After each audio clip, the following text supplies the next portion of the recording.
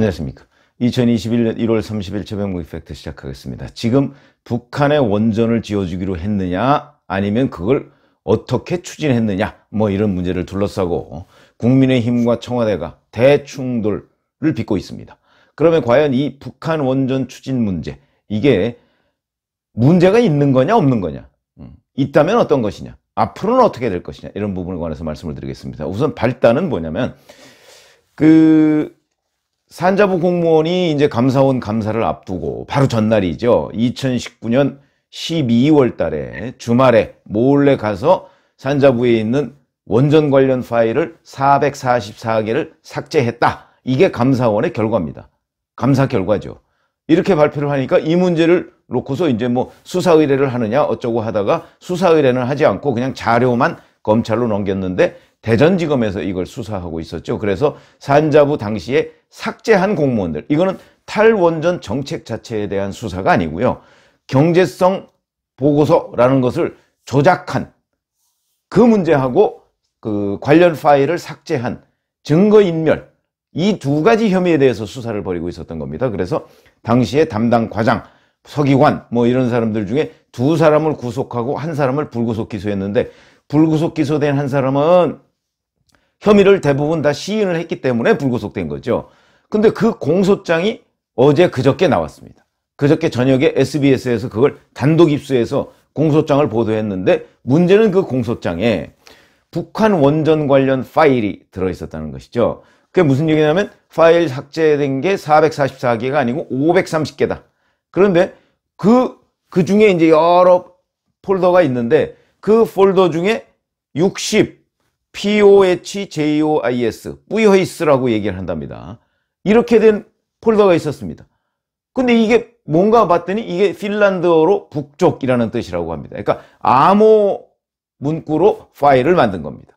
이거부터가 우선 수상하죠. 뭐 굳이 뭐 암호 문구로 만들 이유가 없는 거 아니겠습니까?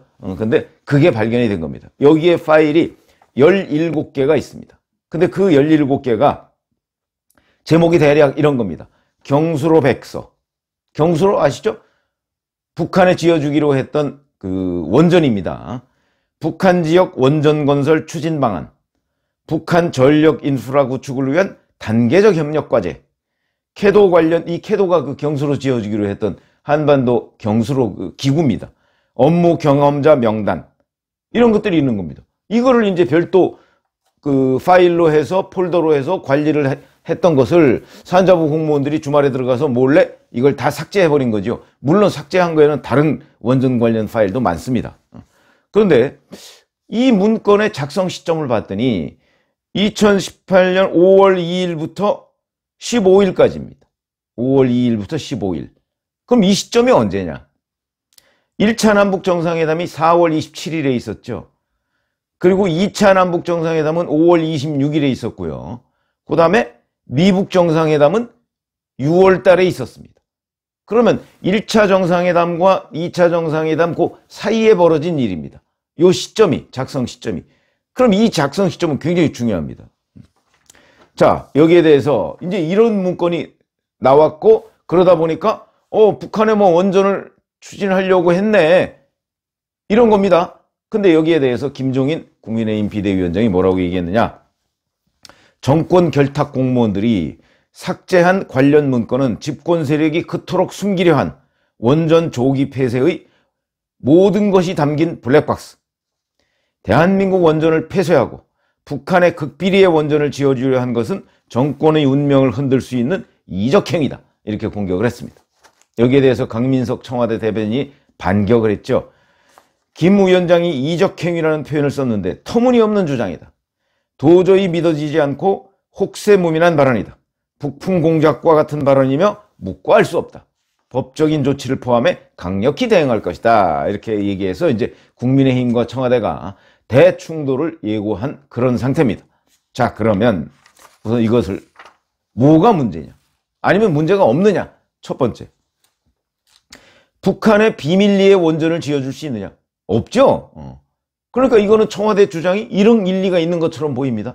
그러나 김종인 비대위원장이 얘기하는 비밀리에 원전을 지어주려 했다는 것은 그 과정을 얘기하는 것으로 보입니다.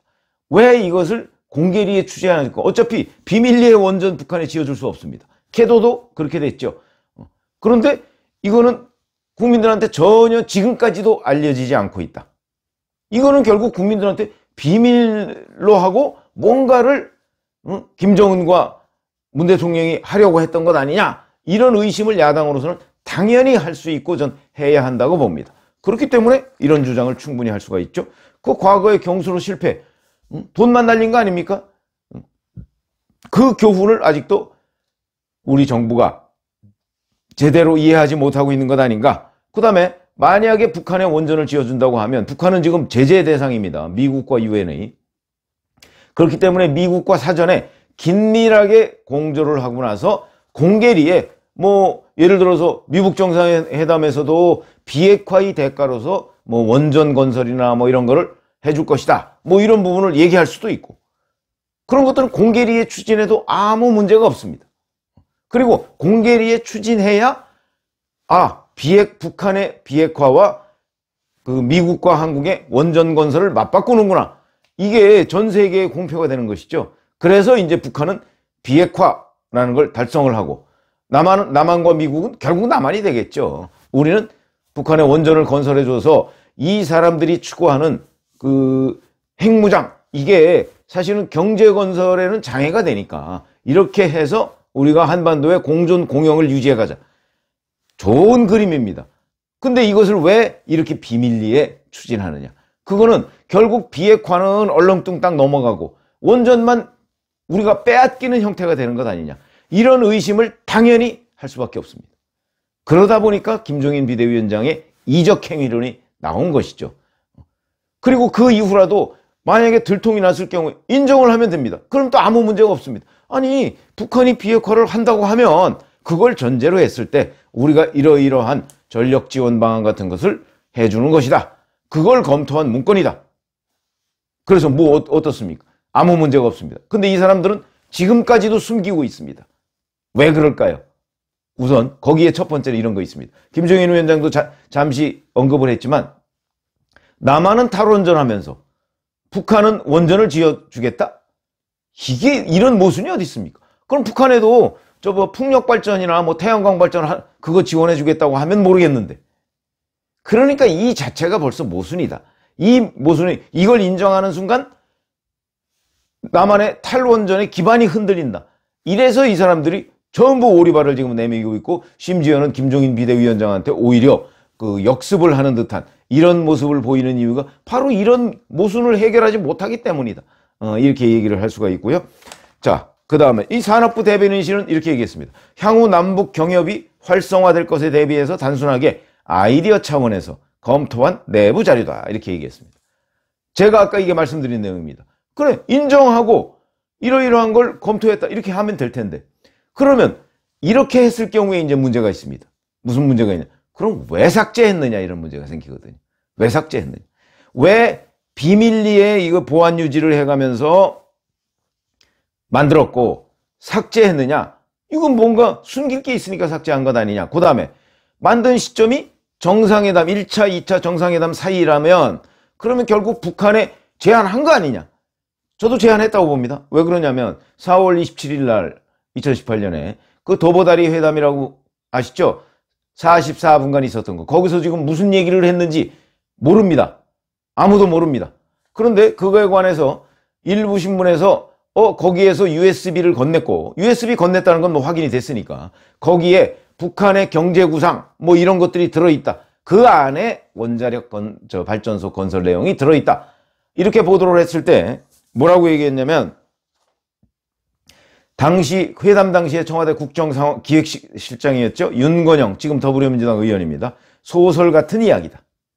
남북 정상회담 어느 순간에도 원전이 원자도 없었다. 제발 헛다리 짚지 말기 바란다. 이렇게 완전히 오리발을 내밀었습니다. 자, 그러면 그 USB에 들은 게 뭘까요? 이렇게 생각하시면 됩니다. 남북 간에 뭐 한두 번 만납니까?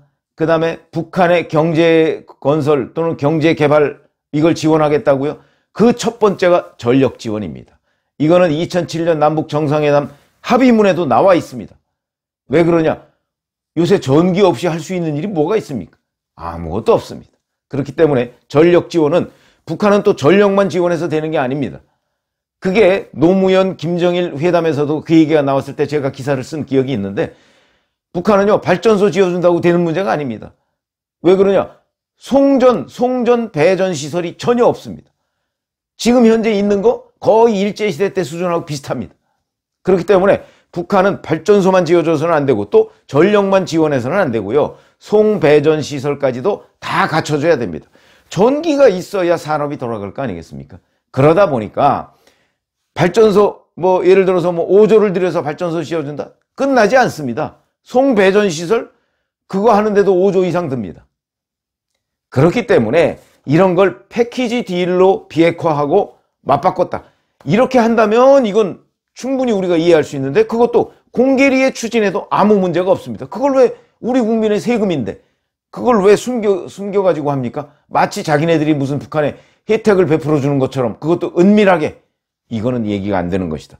그렇기 때문에 산자부가 얘기했듯이 남북 간의 경합이 활성화될 경우에 대비한 아이디어 차원, 그러면 우선 북한한테 얘기를 하지 않았어야 되는 것이고 미국하고도 공조를 했어야 되는 것이고, 그 다음에 우리 국민한테 소상히 알리고 동의하에 추진했어야 되는 것이다. 이 부분에 대해서 설명을 해야 되는데 설명이 안 되죠 지금. 그게 또 문제다. 그 다음에 들통이 나고서도 이렇게 뭐 소설 같은 이야기니 뭐니 해가면서 오리발을 내미는 이런 태도, 왜 오리발을 내밀까? 이런 것들이 궁금해지는 대목이죠. 근데 이렇게 생각하시면 됩니다. 2019년 신년사도 그랬고 김정은이 최근까지도 계속해서 남한에 대해서 어떤 얘기하면 약속을 지키라고 얘기합니다. 저희는 그 약속이 무엇인지 몰랐습니다. 그렇죠. 그러면 김정은이 얘기하는 약속은 무엇일까요? 바로 이런 거라고 저는 생각합니다. 원전 같은 경우. 원전 지어주기로 했잖아. 김정은은 비핵화 얘기는 쏙 빼고 원전 지어주기로 한 얘기만 계속해서 약속을 지키라고 지금 얘기하고 있는 것이 아닌가.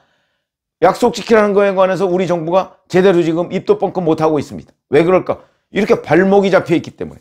만약에 공개적으로 이걸 추진했다면 이렇게 발목 잡힐 일이 아닙니다. 아니 그 약속은, 원전을 지어주기로 한 약속은 비핵화의 대가로 하니까 너희가 그럼 비핵화를 하고 우리한테 검증을 받으면 우리도 그때부터 원전을 지어주겠다. 이렇게 얘기하면 되는 겁니다. 아니면 말과 말, 행동 대 행동으로 동시에 이행하면 됩니다. 이런 것들이 과거 남북 간에 있었던 약속과 약속의 실천입니다.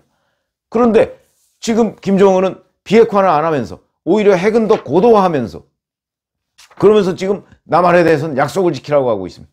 이게 북한식 협상 태도입니다.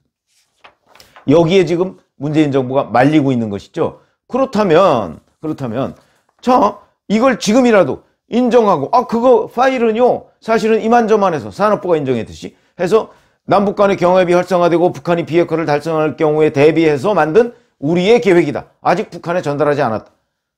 이렇게 되면 문제가 끝납니다. 근데 오리발을 내밀면서 자, 무슨 혹세무민이다 그러는데, 자, 이렇게 되면 청와대가 정말 저는 뭐 김종인 비대위원장을 뭐 법적 소송 못할 거라고 봅니다. 이렇게 하면 김종인 비대위원장은 땡큐죠. 땡큐. 왜 그러냐면, 그러면 제가 지금 말씀드렸듯이 바로 이런 문제들에 대해서 국민들한테 소상하게 설명을 하면 국민들은 누구 말이 맞다고 생각할까요? 이적행위라고 하는 김종인 위원장의 말이 맞다고 생각할 겁니다. 왜냐하면 작성 내용, 문건, 그 다음에 작성 시점, 그 다음에 실체, 뭐 미국과의 공조 여부 이런 걸 다 따져보면 지금 청와대가 그 유리한 국면이 하나도 없습니다. 그렇기 때문에 청와대가 만약에 소송을 통해서 이거를 해서 뭐 김종인 비대위원장이 무슨 법적 사법 처리를 받을 가능성도 없고, 이건 다 정치 행위니까. 그 다음에 그 과정에서 내용이 하나 둘씩 드러나면 불리한 건 오히려 여권이다. 그런 점에서 본다면 저는 김종인 비대위원장이 이 문제는 조금 더 키워가야 된다. 더군다나 지금 보궐선거 2달 남짓 남았습니다. 이 2달 남은 남짓 동안 만약에 청와대가 이 원전 문건을 가지고서 김종인 비대 야당을 공격하기 시작했다? 김종인 비대위원장으로서는 불감청위원장 고소원인 정말 땡큐하다 이렇게 얘기를 할 수가 있고요. 이 싸움은 국민의힘이 무조건 유리한 국면이다. 저는 이렇게 봅니다. 선거가 아니래도 유리할 텐데 선거 국면에서는 더욱더 유리하다. 이렇게 본다면 청와대가 지금 엄포를 놓긴 놨지만 아마 후속 조치는 제대로 못 취할 것이다. 엄포는 일단 그냥 기선제압용으로 놓은 것이기 때문에 이 문제를 야당에서는 참 야당으로서는 반가운 일이다. 그래서 제가 오늘 말씀드린 내용은 이 북한 원전 건설, 이거를 어떻게 발단이 돼서 앞으로 어떻게 흘러갈 것이냐 하는 문제까지를 말씀을 드렸습니다. 감사합니다.